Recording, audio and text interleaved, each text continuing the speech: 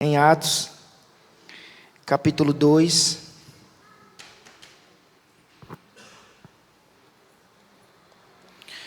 Texto bem conhecido, Atos 2, 42.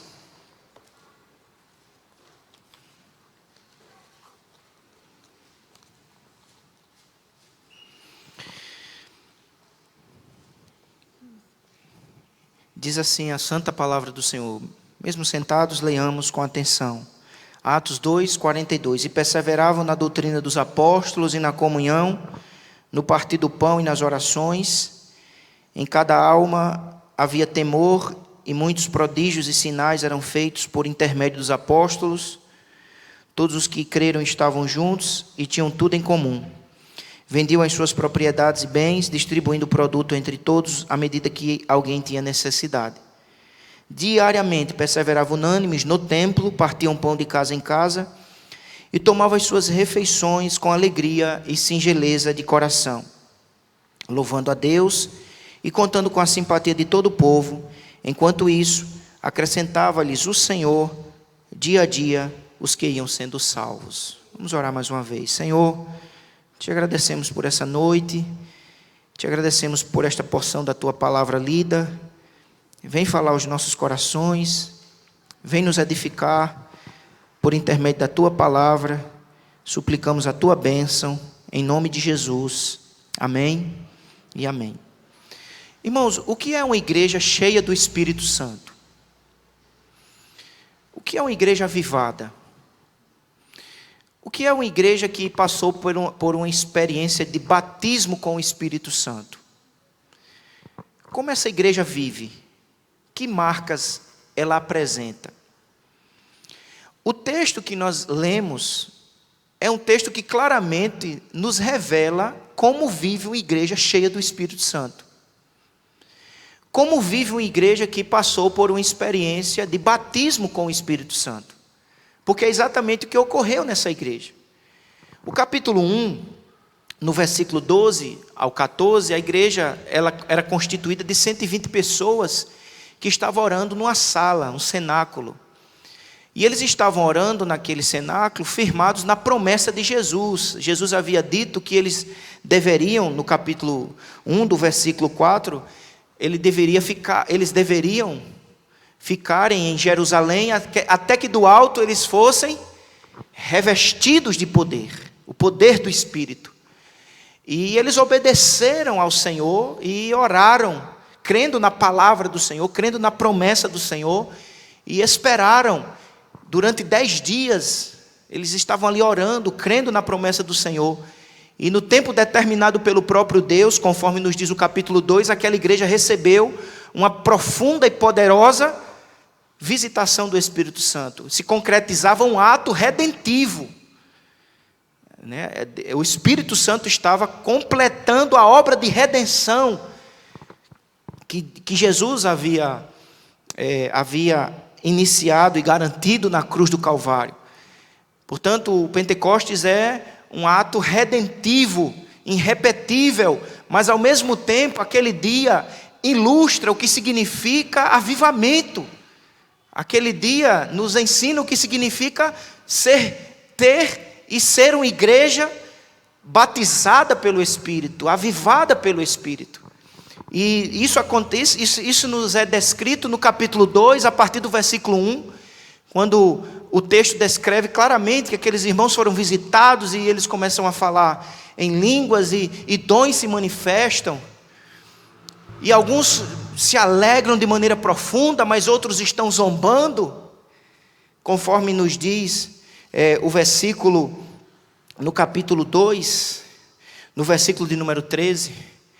Mas o que acontece é que, naquele instante, Deus levanta Pedro e, no poder do Espírito, capacita aquele homem que outrora era um homem dominado pela covardia, pelo medo, e agora ele se torna, no poder do Espírito Santo, um pregador ousado, firme nas verdades do Senhor, e ele prega Cristo.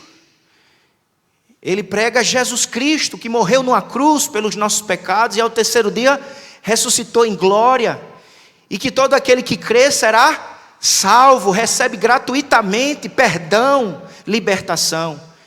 E diz, como resultado daquela pregação, firmada na verdade que há em Cristo Jesus, no poder do Espírito, 3.000 pessoas, cerca de 3.000 pessoas, se converteram. Imagina, irmãos, a igreja era uma igreja de 120 membros, e de um dia, de um instante, o que Deus pode fazer, irmãos, num dia, o homem não faz em 50 anos. Num dia, aquela igreja se torna uma comunidade de 3.000 pessoas, verdadeiramente salvas, libertas pelo poder do Senhor, como resultado de uma pregação baseada na Bíblia. E a partir do versículo de número 42, nós começamos o Espírito Santo nos revela como é que aquela igreja passou então a viver.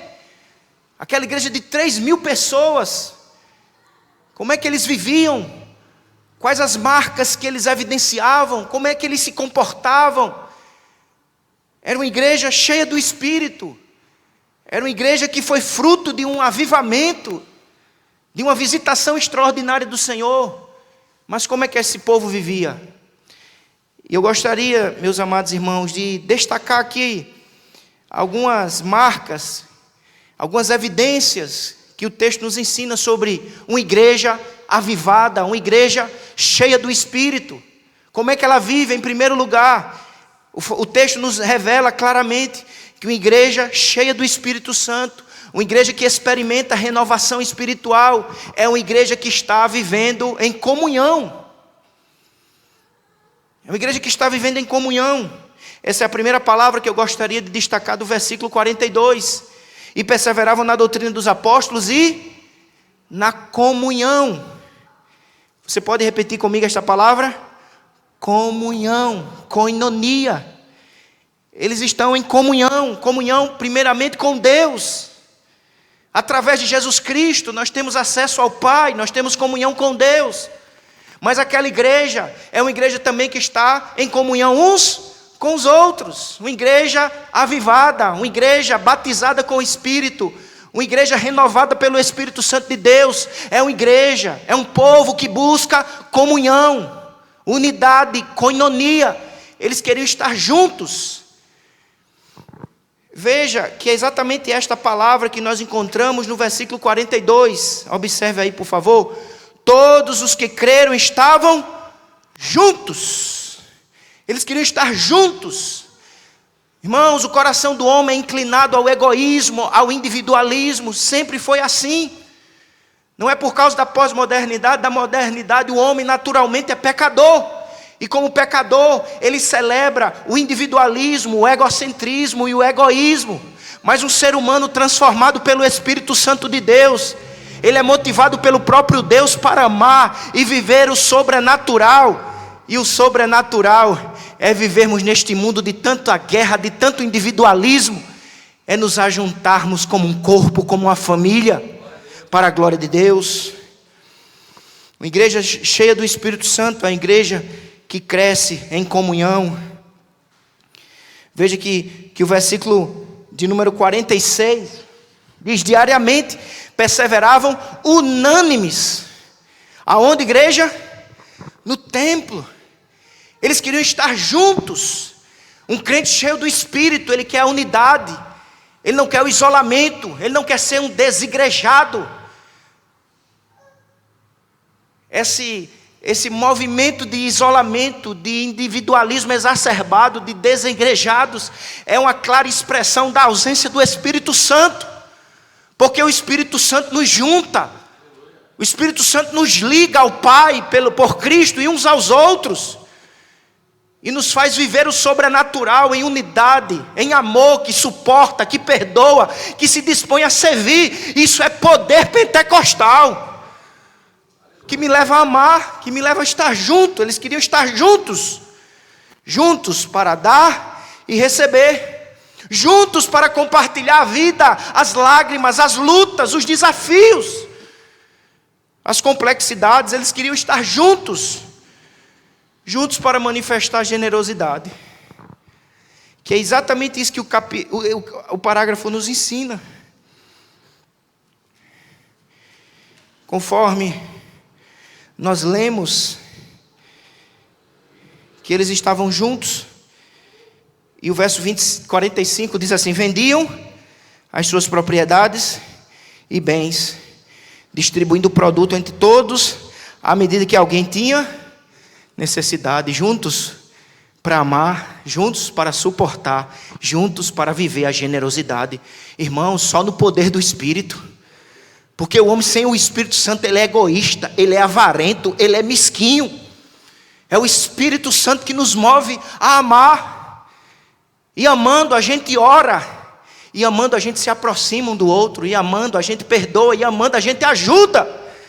Uma igreja cheia do Espírito é uma igreja que promove comunhão, ajuntamento santo, generosidade verdadeira, amor sincero. Diz que eles estavam juntos, vendiam as suas propriedades. O comentarista bíblico diz assim, ao comentar este versículo: o propósito não era acabar com as propriedades, o propósito era acabar com o egoísmo.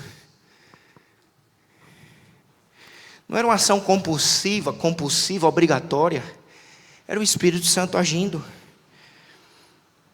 De maneira que o capítulo 4, no versículo 34, nos revela algo extraordinário. Porque diz assim, o capítulo 4, 34. Pois nenhum necessitado havia entre eles. Uma igreja que está celebrando a comunhão,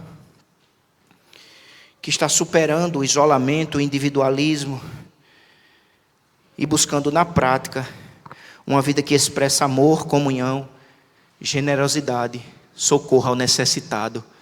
Era assim que vivia aquela igreja cheia do Espírito Santo.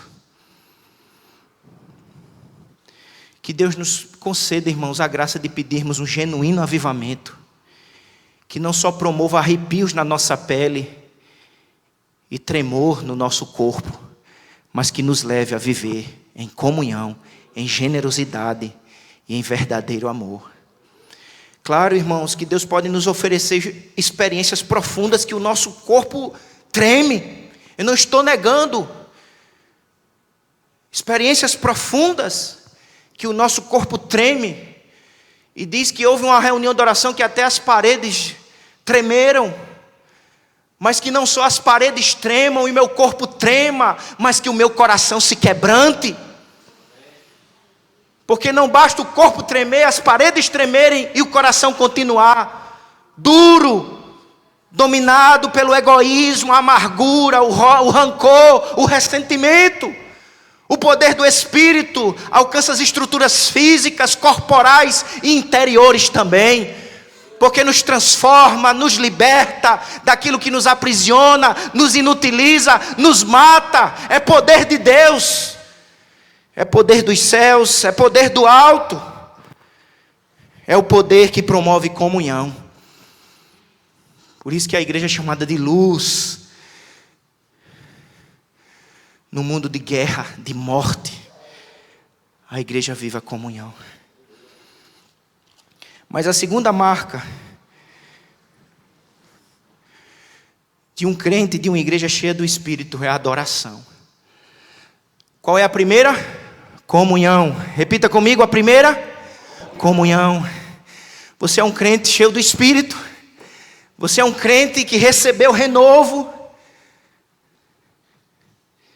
Claro que o Espírito Santo está em nós, irmãos, porque não há crente verdadeiro, não há regeneração sem a ação do Espírito. Eu não estou dizendo que o Espírito está ausente, eu estou dizendo que ele pode trazer renovação.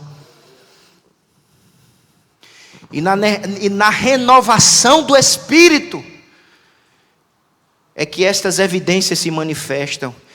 A primeira delas é a generosidade, a segunda é a adoração. Capítulo 2,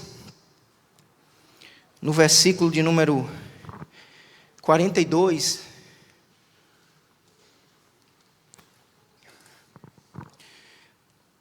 irmãos, todas as expressões desse versículo 42 apontam para a ideia de culto, aponta para a ideia de adoração.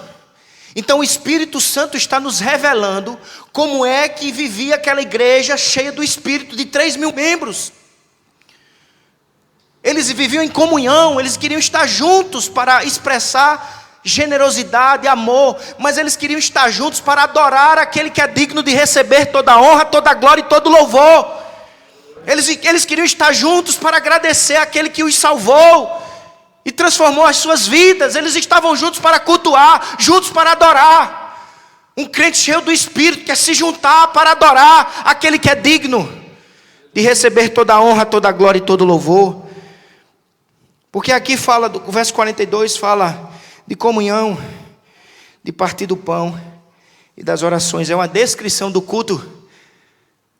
Como é que adoram uma igreja cheia do Espírito? Como é que cultuam uma igreja que recebeu uma visitação extraordinária de Deus? No capítulo anterior, como é que ela cultua? E diz que eles, se nós chegássemos no culto daquela igreja, tivesse uma máquina assim do tempo, e nós chegássemos assim na janela, vendo aquele culto, aquele povo cultuando, cheio do Espírito, o que é que nós viríamos ali?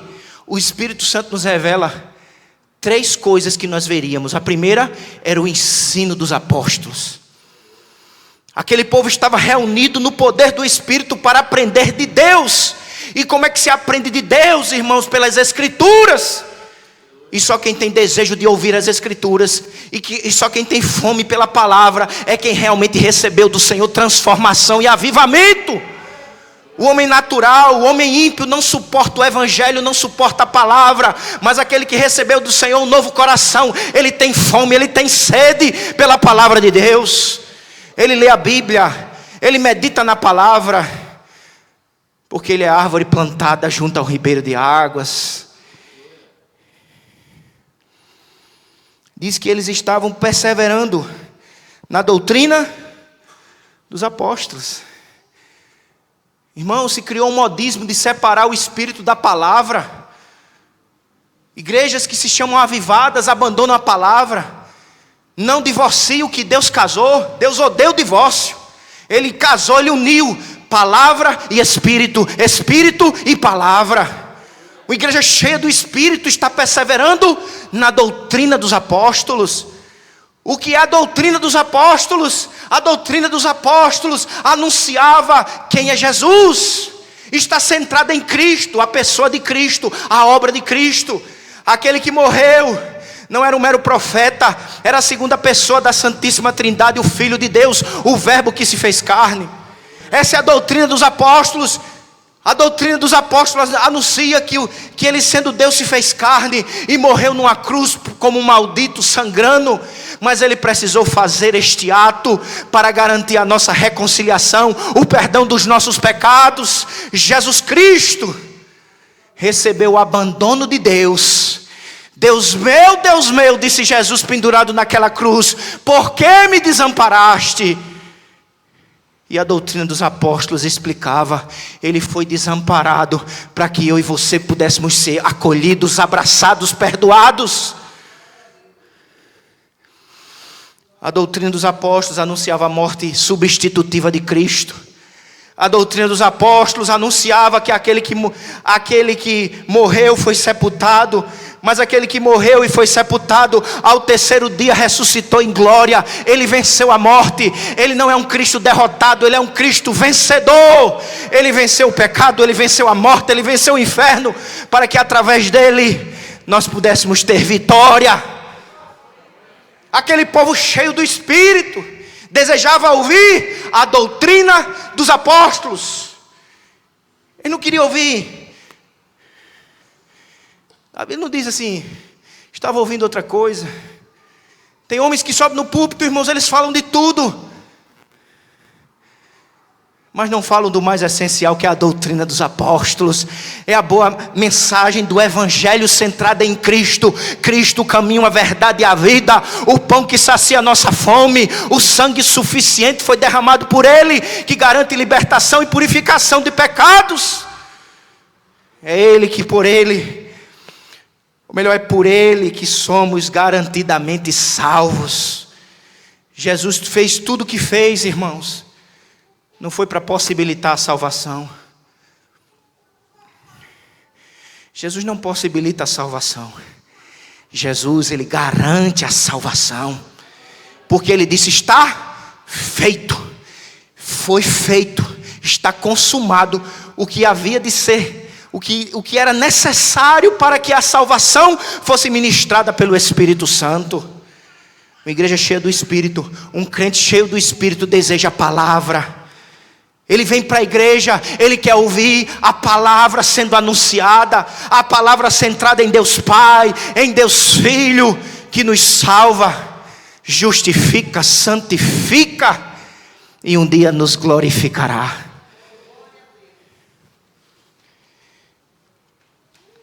Eles admitiam que não sabiam. Se perseveravam na doutrina é porque eles queriam aprender. Isso é um ato de humildade. Eles reconheciam que eram como bebês.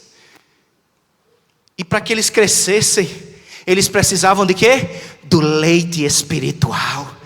E eles recebiam o leite que nos faz crescer e nos fortalece, que é a palavra do Senhor, a sã doutrina, a doutrina dos apóstolos, centrada em Cristo, na vida de Cristo, na obra de Cristo, que garante as bênçãos do reino de Deus.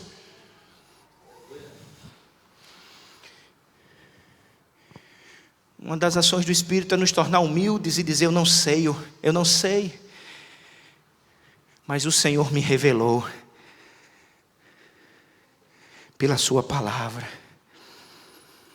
Eles queriam crescer na graça e no conhecimento. O que nos dá crescimento, irmãos, é a palavra no poder do Espírito. Eles queriam se tornar sábios para a salvação, conforme está em 2 Timóteo 3,15. Eles queriam aprender para crescer, eles queriam aprender para se fortalecer, mas eles queriam aprender para saber falar. Você não fala o que você não aprendeu. Por isso que a primeira coisa que o Espírito Santo de Deus fez, depois do dia de Pentecostes, foi abrir uma escola. Porque diz, e perseveravam na doutrina dos apóstolos. Aquele povo estava sendo instruído, alimentado, fortalecendo-se na palavra. Porque o que é que vai acontecer no capítulo 8? Vem a perseguição. Capítulo 8, versículo 4, olha o que acontece. Entre mentes, os que foram dispersos iam por toda parte, fazendo o quê? Pregando a palavra.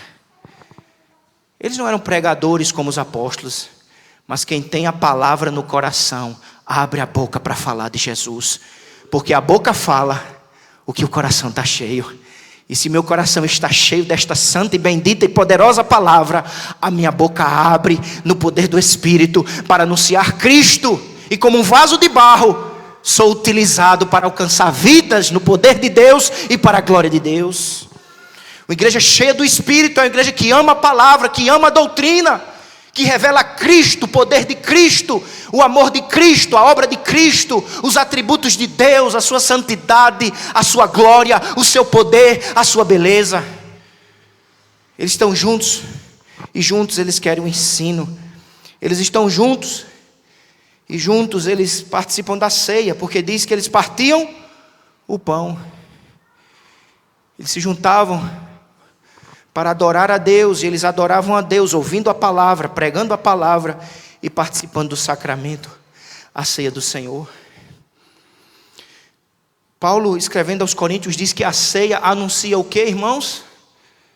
A morte de Cristo. Eles não tinham vergonha da morte de Cristo. Sabe por quê? Porque depois que o Espírito Santo de Deus abriu os olhos deles, eles viram a beleza da cruz, o poder da cruz, a sabedoria da cruz. Porque através da cruz, Deus estava revelando a sua justiça e o seu amor. A justiça e o amor na cruz se abraçaram. Porque através de Cristo, a justiça de Deus estava sendo satisfeita no seu próprio Filho. E através da cruz, Deus estava manifestando o seu amor para todos os povos. Eles se alegravam com a ceia. Eles acreditavam que o próprio Jesus instituiu a ceia. Como Paulo diz em 1 Coríntios 11, 23. Eu recebi do Senhor o que vos entreguei. Eles acreditavam que a ceia, irmãos, era um meio que o próprio Jesus estabeleceu para fortalecer a nossa vida, para nos selar, nos confirmar como seu povo, como seu rebanho, como sua igreja. E diz o texto que eles oravam e louvavam. Versículo 42 diz orações. E o versículo 47 diz louvando a Deus. Então, se nós chegássemos naquela igreja cheia do Espírito e visitássemos aquele culto, aquela igreja estava perseverando no ensino dos apóstolos, eles estavam perseverando na ministração dos sacramentos e eles estavam perseverando na oração. Eles oravam, irmão. Se você ler com atenção o livro de Atos, você vai ver que há dezenas de referências a respeito da oração conjunta da igreja. Porque a palavra orações aqui aponta para a ideia de coletividade. Eles não só oravam em casa, eles não só oravam no quarto fechado, eles tinham a alegria de se juntarem para clamar ao Deus dos céus, que rasgou o véu de alto a baixo e que nos deu acesso ao trono da graça. Eles queriam juntos desfrutar desse tão maravilhoso e extraordinário privilégio, que é falar com o Deus da glória, o grande eu sou, todo-poderoso, irmãos. Isso é a oração. Eles se juntavam para pedir a Deus livramento. Eles se juntavam para pedir a Deus renovo. Eles se juntavam para pedir a Deus ousadia. Lembra o capítulo 4, quando eles oram e diz: Senhor, olha para as suas ameaças e nos concede ousadia, coragem, perseverança, livramento, curas, milagres.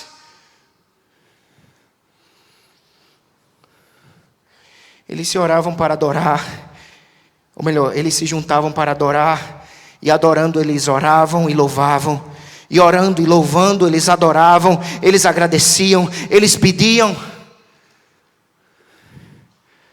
Um crente cheio do Espírito é um crente que cresce em comunhão. Um crente e uma igreja cheia do Espírito é um crente e uma igreja que cresce em adoração. Mas uma adoração firmada no ensino apostólico, nos meios da graça, na oração e no louvor que honra a Deus. Louvando a Deus. Não é ao ego do homem, não é aquele que canta que é louvado. Quem é louvado é aquele que é digno de toda adoração. Ele é o Criador dos céus e da terra, a Ele honra e glória. Ele é o sustentador do universo, a Ele honra e glória. Ele é o garantidor da nossa redenção, toda honra a Ele, toda glória a Ele. Ele é o que ministra pelo Espírito as bênçãos que Jesus conquistou para nós na cruz do Calvário. É Ele que pelo Espírito nos regenera, nos justifica, nos santifica. É Ele que vivo revelou a sua palavra viva, que nos consola, nos exorta, nos alimenta. A este Deus maravilhoso, Criador, sustentador, provedor, Deus vivo, Deus pessoal, honra, glória e louvor. Aquela igreja cheia do Espírito subia à casa do Senhor. Eles queriam ouvir o ensino dos apóstolos, eles queriam participar da ceia, eles queriam orar ao Deus vivo, e eles queriam adorar hinos que exaltam o nome do Senhor, que declara a grandeza de Deus. Mas, meus irmãos, em terceiro lugar, uma igreja cheia do Espírito é uma igreja que equilibra dons e frutos.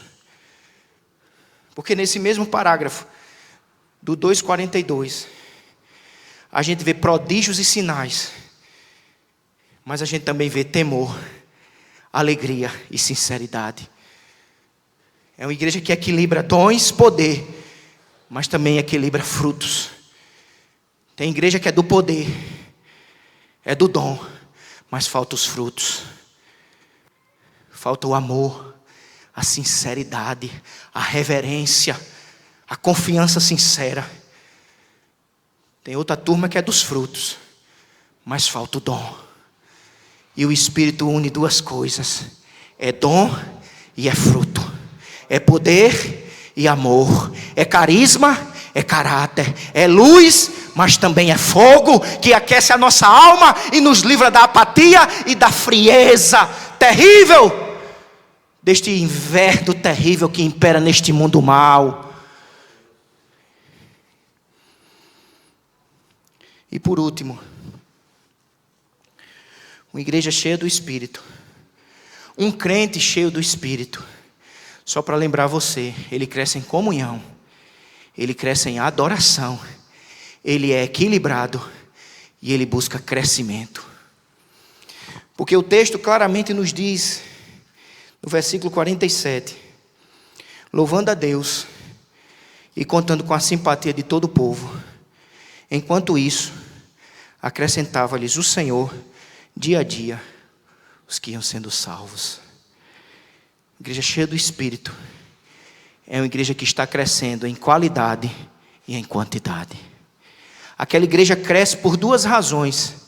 Diz o texto que ela caía na simpatia do povo. O povo olhava aquele... O povo começou a olhar para aquela comunidade e via ali Maria, José, João, e sabiam o que eles eram. Dominados por vícios, por trevas, e eles olham agora e veem João, Maria, José transformados, cheios da luz do Senhor. Mas eles não estão vivendo um cristianismo individualista e egoísta. Eles estão vivendo uma verdadeira revolução na terra. Eles estão vivendo o amor que perdoa, a generosidade que alcança o necessitado. Isso foi chamando a atenção do povo. Que poder é esse? Que mensagem é essa? Que mudança é esta? É o poder do Espírito. A igreja tem que ser diferente, não pode ser parecida com o mundo. Tem que haver mudança. É treva que muda para luz. É sair da morte para a vida, da escravidão para a libertação, do ódio para o amor, do egoísmo para a generosidade. Então aquilo foi atraindo as pessoas. Esse é o primeiro elemento, o testemunho. Mas o texto nos diz claramente que quem estava acrescentando era o Senhor. O nosso bom testemunho não é suficiente para alcançar nenhuma alma. Mas Deus pode usar o nosso bom testemunho como instrumento para alcançar vidas. Porque por isso que Paulo disse, eu plantei, Apolo regou, mas é o Senhor que dá o crescimento. Uma igreja cheia do Espírito, ela está assumindo a sua responsabilidade, fazendo a sua parte, pregando, testemunhando, obedecendo, vivendo, mas ao mesmo tempo, dependendo do alto, dependendo dos céus. Por isso que ela ora, ela clama, ela pede o agir do Espírito Santo de Deus, que liberta, que capacita os pregadores, que opera com poder.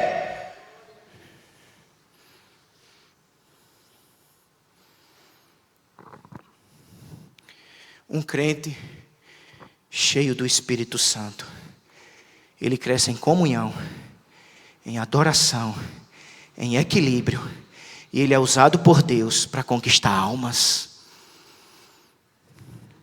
Que nessa noite, como alunos e como membros dessa igreja, alunos do curso, e todos nós como membros dessa igreja, possamos orar ao Senhor e dizer, Senhor, dá-nos um genuíno avivamento.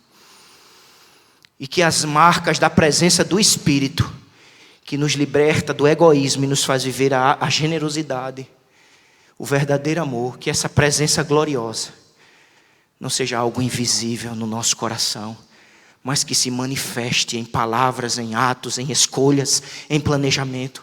Aviva-nos, Senhor, enche-nos do Teu Espírito, batiza-nos com o poder do Teu Espírito Santo.